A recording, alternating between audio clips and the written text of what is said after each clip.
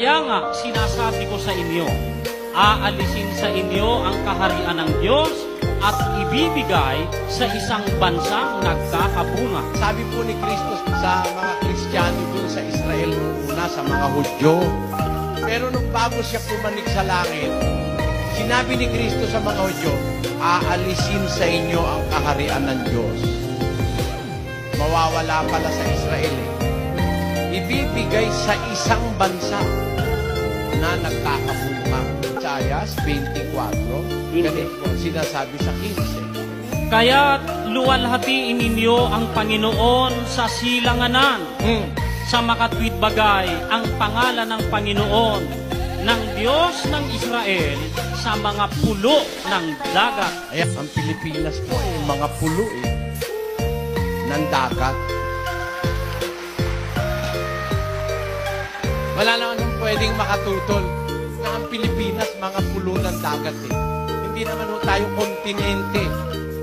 Tayo'y archipelago. May katuparan ng hula sa Isaias 24:15. May lilitaw na pagluwalhati o paglilingkod sa Diyos sa silanganan. Sabi ng totoo na dito sa Pilipinas, sa mga pulo ng dagat sa silanganan, isa ang posibilidad sa Pilipinas magkakaroon ng totoo paglilingkod at pagluwalhati sa Diyos. Kaya sabi ng Diyos, ililigtas ko ang aking bayan sa lupaing silanganan.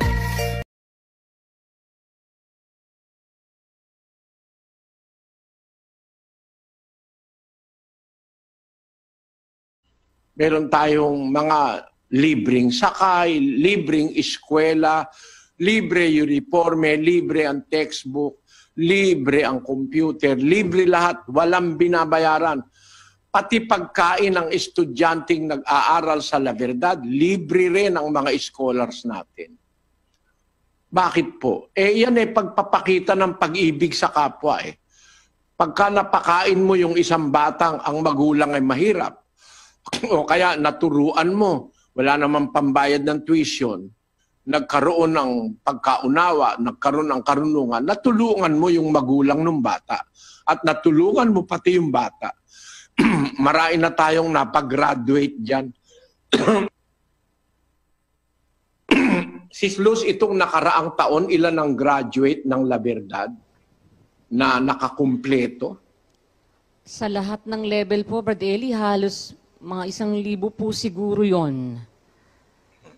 Sa lahat ng level na nakagraduate? Opo, baka mahigit pa po. Hindi ko po libre lahat, ano, Sis Luz? Opo, Brad Eli. Libre po yun. Sis Luz, at tinatanong ko, siya po ang principal dyan sa ating eskwela sa Apalit, yung mga buo na sa kapwa-tao. Pag-ibig sa kapatiran. Kasi yan La Verdad po, may mga nagtapos na dyan na Muslim, may nagtapos na dyan na mga iba-ibang relihiyon, di ba, Sis Luz? Opo, Brad Eli, kasi non-sectarian naman po tayo. Open po tayo sa lahat ng relihiyon. Yan po, nakikita niyo sa screen, yan po ay Muslim. Nagtapos siya sa atin, meron din pong marami Katoliko, merong mga iglesia ni Manalo, merong Saksi ni Jehovah, iba-ibang religion po ang nag-aaral dyan sa La Verdad. At tayo accredited ng Department of Education. Itong mga bagay na ito, yung medical mission, saan-saan parte ng Pilipinas, yan po, hindi natatapos yan. Tuloy-tuloy po yung medical mission na yan at tuloy-tuloy ang ating mga ginagawang pagkakawang gawa sa kapwa. Hindi ko na kailangan isa-isahin ngayon. Wala tayong oras. Saka nyo na lang siguro matuklasan pagka kayo kaanib na sa iglesia, kung kaanib kayo, matutuklasan nyo for yourself. Meron tayong diagnostic clinic, walang bayad kahit ano. Meron tayong klinika, ospital na walang bayad kahit ano, pati gamot, libre. Pati nga pustiso at saka salamin, hindi ba, Sis Luz? Libre rin. Opo, Brad Eli. Talagang lahat po ng serbisyo, libre po yan, lalo na pag nagko-conduct tayo ng mga medical missions. kung saan-saang lugar, libre po lahat yan. Pati yung libreng Kapatid sakay na Daniel, po. hindi ba pati yung naaaping kababayan na walang abogado, meron din tayo para roon?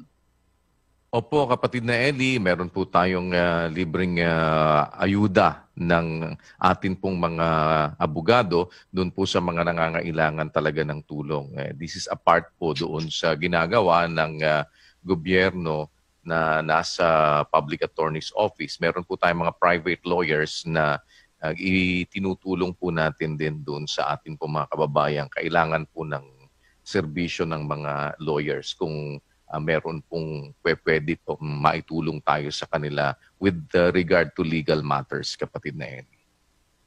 At yun ay isa sa mga paraan na naiisip ng kapatiran para yung naaapi maipagtanggol, kagaya rin ng ang prinsipyo ng Public Attorney's Office.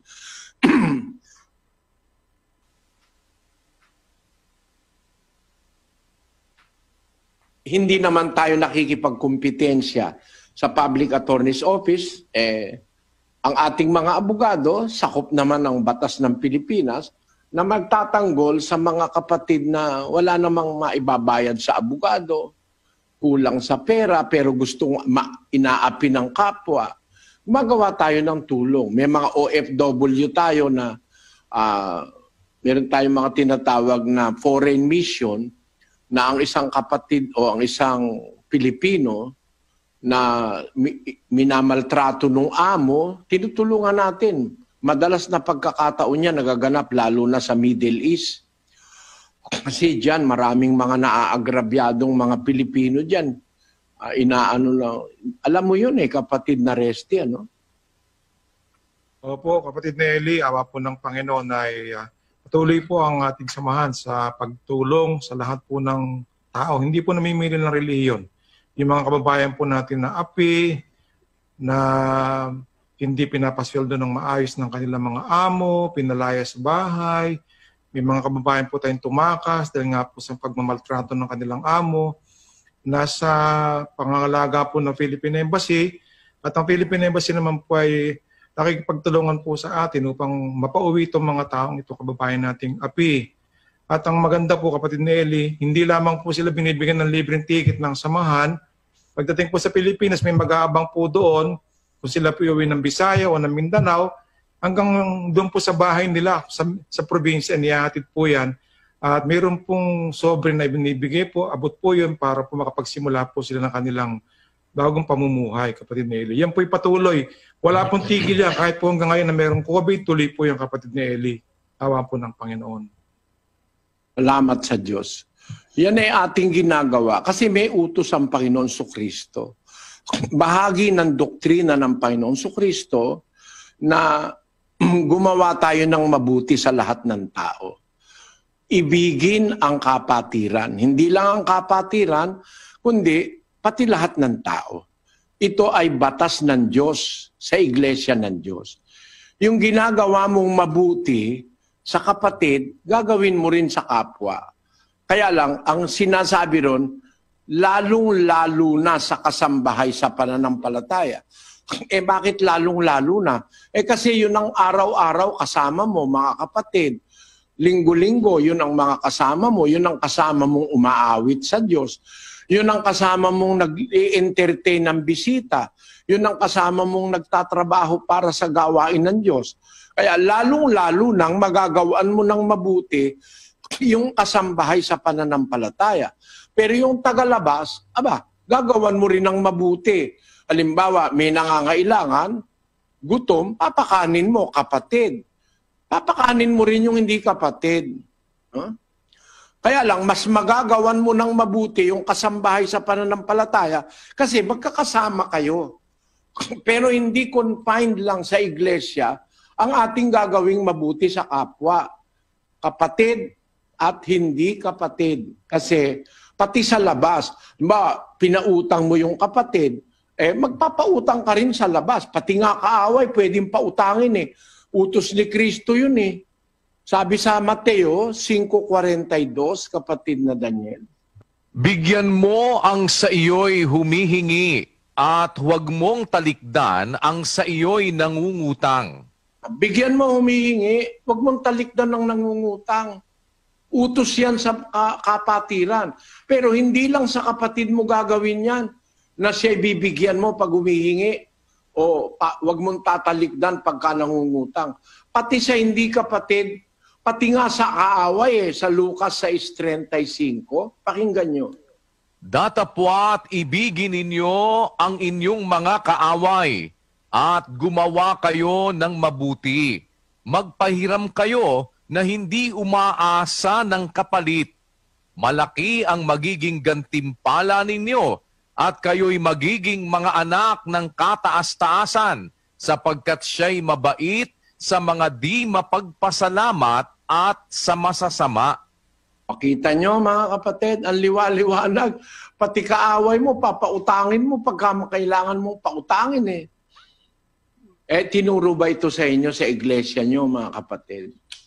At pagka pinautang mo yung kaaway mo, kung kaaway mo yon, malamang di kanya nabayaran. Kaya sabi ni Kristo, wag na kayong umasa ng kapalit.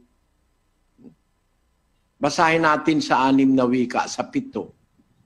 Apan higugmaa ang inyong mga kaaway, ug buhata ang maayo kanila, ug magpahulam kamo sa walay pagapaabuton, ug ang inyong balos madako, ug mahimo kamong mga anak sa hataas uyamot, kay siya mapuanguron sa mga dili mapasalamaton, ug sa mga dautan. Dapat luguran nyo ding kasalangyo